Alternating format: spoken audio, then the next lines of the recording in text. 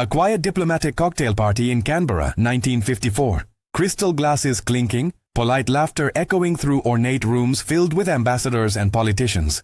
Among them, a unassuming man in a modest suit, his face weathered by secrets too heavy to carry alone. His name is Vladimir Petrov, third secretary of the Soviet embassy. And in exactly 72 hours, he will trigger the most explosive intelligence crisis in Australian history, exposing a spiderweb of deception that reaches into the highest corridors of power across the nation. Before we dive into this unbelievable true story, drop a comment below and let me know where you're watching from and whether you've ever heard of the Petrov Affair, because what you're about to discover will change how you see Cold War espionage forever. This is not just another spy story. This is the account of one man's impossible choice between loyalty and conscience, between survival and truth, between the life he knew and the terrifying unknown. Vladimir Petrov was not a flashy James Bond figure. He was not a master of disguise or a trained assassin. He was, by all appearances, an ordinary bureaucrat, a middle-aged diplomat with thinning hair and tired eyes, performing routine embassy functions in a country most Soviets considered a distant, insignificant outpost. But beneath that unremarkable exterior beat the heart of someone who had witnessed too much darkness, carried too many lies, and reached a breaking point that would illuminate an entire shadow war being waged on Australian soil. What makes his story extraordinary is not just what he revealed, but who he had to become to reveal it, and the gauntlet of skepticism, danger, and disbelief he had to walk through to make the world listen. In the early months of 1954, as autumn leaves began to fall across Canberra's diplomatic district, Vladimir Petrov moved through his days with the mechanical precision of a man living two lives. On the surface, he attended receptions, filed reports, and smiled politely at Australian officials who viewed him as just another Soviet bureaucrat in a city crawling with foreign representatives. But Petrov carried a burden that was slowly crushing him. As an officer of the MVD, the Soviet Ministry of Internal Affairs and precursor to the KGB, his real job was far darker than diplomatic paperwork. He was a handler, a coordinator, a keeper of secrets. He knew the names, he knew the networks, he knew that beneath the veneer of Australian political life, hundreds of people, citizens and residents of this young democracy, were secretly reporting to Moscow, some out of ideological conviction, others out of coercion or compromise. Journalists who shaped public opinion. Government officials with access to classified documents, union leaders who could paralyze industries, diplomats from other nations who had been turned. An entire architecture of espionage that most Australians could not begin to imagine existed in their midst. But something had changed in Petrov. Perhaps it was the distance from Moscow, the relative freedom he experienced even while under constant surveillance from his own colleagues. Perhaps it was the growing realization that Stalin's death the previous year had not brought the reforms he had hoped for, but rather a dangerous power vacuum where former loyalists could quickly become expendable. Perhaps it was simply exhaustion, the soul weariness of a man who had spent decades serving an apparatus that consumed its own with casual brutality. Whatever the catalyst, Petrov had begun to entertain the unthinkable. Defection. The word itself was poison in Soviet circles. The ultimate betrayal. Punishable not just by death, but by the erasure of one's entire existence, and the punishment of one's family. Yet the thought persisted, growing from a whisper to a roar in the quiet hours of the night. The Soviet embassy in Canberra was not merely a diplomatic outpost, it was a fortress of paranoia. Petrov knew he was watched by his own colleagues, that trust was a luxury no one could afford, that any deviation from orthodox behavior would be reported, analyzed, and potentially acted upon with lethal efficiency. His wife, Evdokia, also worked for Soviet intelligence, and while he loved her, he could not be certain she would choose him over the motherland if forced to decide. The pressure was suffocating. Every conversation was a potential trap. Every decision carried life or death. Wait, and time was running out. Petrov had received subtle signals that Moscow was growing suspicious, that a recall order might be imminent. If he returned to the Soviet Union, he knew with cold certainty that he would face interrogation, imprisonment, or worse. The window for action was closing, and the choice before him was stark. Remain silent and face almost certain doom, or take the most dangerous gamble of his life. But here is where Petrov's story diverges from the typical defector narrative. He did not simply decide to flip and immediately run to Australian authorities with open arms. No, Petrov understood something profound about human nature and institutional inertia. Extraordinary claims require extraordinary proof, and trust must be earned, especially when the claim is that hundreds of respected Australians are secretly betraying their country. He knew that walking into Australian intelligence headquarters and declaring himself a defector would be met with skepticism, suspicion, and perhaps even rejection. After all, what if he was a plant, a provocateur sent to feed disinformation and sow confusion? What if his so-called revelations were simply a Soviet plot to discredit innocent people? Petrov recognized that his greatest challenge would not be escaping Soviet control, but convincing the Australians that he was genuine, that his information was real, and that the threat was imminent. So Petrov did something remarkable. He began to build his case before he defected. Through careful, oblique conversations, he started making contact with Australian Security Intelligence Organization officers, dropping hints, testing reactions, gauging whether there was any appetite for what he had to offer. These initial encounters were masterclasses in psychological chess. Petrov could not be too eager, or he would seem desperate and unreliable. He could not be too vague, or he would be dismissed as a time waster. He had to demonstrate both knowledge and sincerity, wisdom and humility. And in these preliminary meetings he encountered his first antagonists, the skeptics within Australian intelligence itself. Michael Thwaites, a prominent ASIO officer and literary figure, was among the first to interact seriously with Petrov. But Thwaites was not easily convinced. Hardened by years of intelligence work and burned by false defectors and double agents, Thwaites viewed Petrov's overtures with deep suspicion. Why would a Soviet intelligence officer genuinely want to defect to Australia, of all places? What was Moscow's real game here? Was Petrov simply a mid-level bureaucrat trying to inflate his importance to secure a comfortable asylum? The interrogations were intense, probing, sometimes bordering on hostile. Thwaites and his colleagues pushed Petrov relentlessly, demanding proof, specifics, names, operational details. They questioned his motives, his credibility, his mental state. The atmosphere in those secret meetings was thick with distrust. Petrov, despite his expertise in deception, found himself in the unfamiliar position of desperately needing to be believed, to be seen as truthful by people trained to assume everyone was lying. And then there were the political antagonists. News of a potential high-level Soviet defector could not be completely contained, and whispers began to circulate in certain government circles. Some politicians, particularly those on the left who maintained sympathies with the Soviet Union, or at least advocated for diplomatic caution, viewed the entire Petrov situation as a dangerous provocation. They argued that accepting a defector would destroy Australia's relationship with Moscow, that it would drag the nation deeper into Cold War tensions it could ill afford, that Petrov was likely exaggerating or fabricating to save his own skin. Dr. H.V. Evdokia, the leader of the opposition Labour Party, would later become one of Petrov's most formidable critics, someone who questioned the legitimacy of the entire affair and suggested it was a political setup orchestrated by the ruling Liberal government to win elections by stoking anti-communist fears. Even before the public revelation, the battle lines were being drawn, and Petrov found himself caught in a maelstrom of competing agendas and institutional paranoia. But Petrov possessed a quality that his antagonists consistently underestimated: patience rooted in profound understanding of human weakness and institutional mechanics. He had spent his entire career studying how power operates, how systems can be penetrated, how trust can be manufactured or destroyed. Now he applied that same expertise in reverse, to extract himself from the Soviet system and insert himself into Australian protection. He did not demand immediate action or make grandiose threats. Instead, he methodically built his credibility, offering small, verifiable pieces of information that Australian intelligence could check independently. A meeting between certain individuals that could be confirmed through surveillance, a detail about Soviet diplomatic procedures that proved insider knowledge, a prediction about upcoming Soviet activities that came true. Slowly, grudgingly, the skeptics began to soften. Petrov was either the real deal or the most sophisticated operative Moscow had ever sent, and the risk of dismissing him was becoming too great to bear. On April 3, 1954, Vladimir Petrov made his final, irrevocable choice. In a carefully coordinated operation, he formally requested political asylum from the Australian government. The moment the paperwork was filed, there was no going back. He was now a traitor in Soviet eyes, a dead man walking if Moscow ever got their hands on him. But the immediate aftermath was not celebration or relief. It was chaos, danger, and a brutal test of everything Petrov had promised. The Soviet embassy erupted in fury. Petrov's colleagues, his wife Evdokia, everyone associated with him was immediately placed under lockdown. Moscow sent urgent orders: retrieve Petrov by any means necessary, or if retrieval was impossible, neutralize the damage he could cause. Soviet agents in Australia were activated, not just to gather intelligence, but to potentially eliminate the defector before he could spill secrets.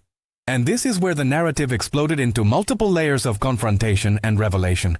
Because Petrov's defection was only the opening move in a much larger game, his wife, Evdokia, became the center of a heart-wrenching drama that would captivate the entire nation. She was forcibly detained by Soviet officials and put on a plane bound for Moscow via Darwin and then overseas, essentially being kidnapped back to the Soviet Union against her will. The Australian government, under intense public pressure and recognizing both the humanitarian crisis and the intelligence opportunity, made the extraordinary decision to intervene. At Darwin Airport, with Soviet escorts literally holding Evdokia by the arms, Australian security forces staged a dramatic rescue operation, approaching the aircraft and offering Evdokia the chance to defect as well. The scene was pandemonium. Soviet officials screaming diplomatic immunity, photographers capturing every moment, and Evdokia herself, torn between terror of what Moscow would do to her family and the desperate desire for freedom, making the agonizing choice to stay in Australia with her husband. The image of Evdokia being pulled between Soviet guards and Australian officials became one of the defining photographs of the Cold War in the Pacific, a visceral representation of the human cost of ideological conflict. But more than just dramatic spectacle, her defection confirmed what Petrov had been saying. This was real, the danger was real, and the stakes were higher than anyone had imagined. The Australian public, initially uncertain about the whole affair, now saw with their own eyes the brutality of the Soviet system, the way it treated its own people as property, the lengths it would go to maintain control. Sympathy swung decisively toward the Petrovs, and pressure mounted on the government to follow through on extracting every piece of intelligence the couple could provide. And then came the revelations. Over the following weeks and months, as Petrov and Evdokia underwent extensive debriefing, the scope of Soviet espionage in Australia became horrifyingly clear. It was not dozens of agents, as some skeptics had suggested. It was not even the 100 or so that pessimists had feared. The network comprised over 600 individuals in various capacities, from deeply embedded spies with access to state secrets to peripheral contacts who provided occasional information, often without fully understanding they were serving Soviet intelligence. The web extended into Parliament House itself, with staffers and minor officials secretly funneling documents to Soviet handlers. It reached into newsrooms where journalists sympathetic to communist ideology or compromised through blackmail-shaped coverage to favor Soviet positions.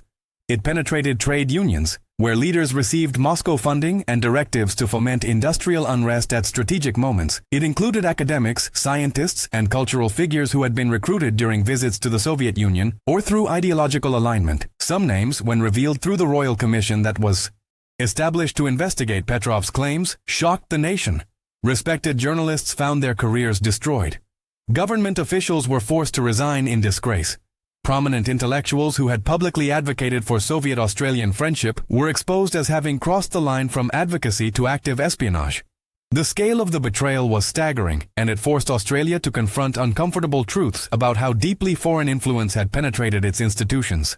During a period when the nation was still finding its identity and place in the post-war world order. But here is where Petrov's story transcends simple Cold War thriller territory and enters the realm of profound human transformation. Because the easy narrative would be to paint Petrov as a hero and all those he exposed as villains. The reality was far more complex and morally ambiguous. As Petrov testified before the Royal Commission, sitting in a secure facility with armed guards outside, recounting in meticulous detail the operations he had run and the people he had manipulated, something unexpected happened. He began to show genuine remorse, not for defecting, which he maintained was the right choice, but for the lives he had helped to ruin during his years as a Soviet intelligence officer. He spoke about how recruitment worked, how the Soviets identified vulnerable people, the lonely, the idealistic, the financially desperate, the ideologically confused, and how they were groomed, compromised, and ultimately trapped in a web they could not escape. He described agents who wanted out but couldn't leave because Moscow held their secrets, their families hostage to compliance. And in these testimonies, delivered in Petrov's accented but precise English, his voice sometimes breaking with emotion, observers began to see not just an intelligence asset, but a human being grappling with his own complicity in a monstrous system. Petrov did not excuse the people he had run as agents, but he contextualized them. He explained how ordinary people could be drawn into extraordinary betrayals through a combination of manipulation, ideology, and fear.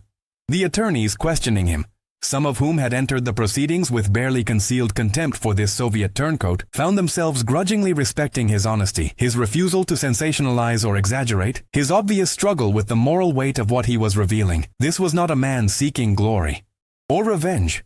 This was someone who understood he had been part of something terrible and was trying, imperfectly, to make amends by telling the complete truth, regardless of how it reflected on him. The most powerful moment in the entire Petrov affair came not from a dramatic revelation of a high-ranking traitor, but from a quiet exchange during the Royal Commission hearings. One of the people implicated in Petrov's testimony was a young journalist who had been recruited while visiting the Soviet Union on a cultural exchange program. The journalist, whose name was eventually cleared of the most serious allegations but whose reputation was permanently damaged, confronted Petrov during a break in proceedings. Expecting anger or denials, observers were stunned when Petrov instead expressed sorrow. He acknowledged that he had targeted this journalist precisely because he was young, idealistic, and vulnerable to ideological persuasion. He apologized not for defecting or for telling the truth, but for having participated in a system that destroyed lives for geopolitical purposes. The journalist, tears streaming down his face, asked Petrov a question that echoed through the hearing room. How do any of us ever really know what's right when everyone is lying to everyone? Petrov's response was measured, almost gentle. We don't always know. But we can choose, even when it's terrifying, even when it costs us everything, to stop adding to the lies. That's all I'm trying to do now. Stop adding to the lies. The silence in the room was absolute, profound, as if everyone present recognized they were witnessing something rare, an authentic moment of moral reckoning in a world defined by deception. It was in this moment that Petrov ceased being merely a defector or an intelligence asset and became something more, a symbol of the possibility of redemption, of choosing integrity even after years of compromise, of the human capacity to change course even when the current is overwhelmingly against you. The Petrov affair had immense political consequences. The liberal government of Robert Menzies won the 1954 election in part by leveraging anti-communist sentiment inflamed by the revelations. The Labour Party, particularly its leader Dr. Evdokia, was severely damaged by associations, both fair and unfair, with some of those implicated in the spy network. Australia's relationship with the Soviet Union was frozen for years. Security protocols were completely overhauled. With ASIO receiving massive increases in funding and authority, the very fabric of Australian political discourse shifted, becoming more aligned with American Cold War perspectives and more suspicious of leftist politics generally. But beyond the political machinations and intelligence implications, the Petrov story resonated on a human level that transcended ideology.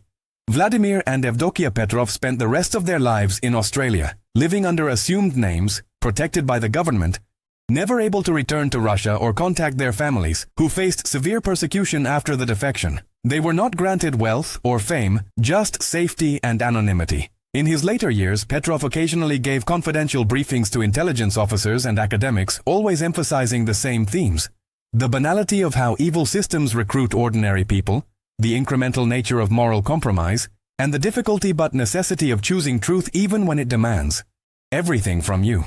Those who met him described a man of surprising gentleness, haunted but not broken. Someone who had stared into the abyss and, at great cost, pulled himself back. The transformation was not just personal, but cultural. The Petrov affair forced Australia to mature as a nation, to recognize that geographic isolation did not mean security, that the ideological battles defining the world would be fought on Australian soil as much as anywhere else, and that vigilance was the price of freedom. But more profoundly, it demonstrated that individuals, even those deeply embedded in oppressive systems, retain the capacity for moral choice, that redemption is possible, that courage can manifest not in grand gestures, but in the grinding, terrifying decision to simply tell the truth when everything and everyone demands silence. Today, historians debate the full accuracy of Petrov's claims, with some arguing that the Royal Commission exaggerated certain threats and that innocent people were caught up in hysteria. Others maintain that Petrov actually understated the extent of Soviet penetration to protect sources and methods. The truth, as always, lies somewhere in the complex middle ground. What is beyond dispute is that Petrov's defection represented a watershed moment in Australian history and in the broader Cold War. A reminder that the conflict was not just about nuclear arsenals and proxy wars, but about hearts and minds, about the daily choices people make between complicity and resistance, between comfort and conscience. So what can we learn from Vladimir Petrov's extraordinary journey? First, that authority and power are not always where we expect them. Petrov had authority as a Soviet intelligence officer, but his true power came from his willingness to relinquish that authority, to become vulnerable in service of a greater truth. Second, that the most profound acts of courage often look like failure or betrayal from certain perspectives. Petrov was a traitor to the Soviet system, yes, but a hero to the principles of human dignity and freedom. Third, that redemption is not a single moment, but a process, a lifetime of choices to live differently than before, to acknowledge harm done and to make whatever amends are possible. Fourth, that systems of oppression rely on the silence and complicity of ordinary people, and that even one person choosing to speak can unravel years of carefully constructed lies.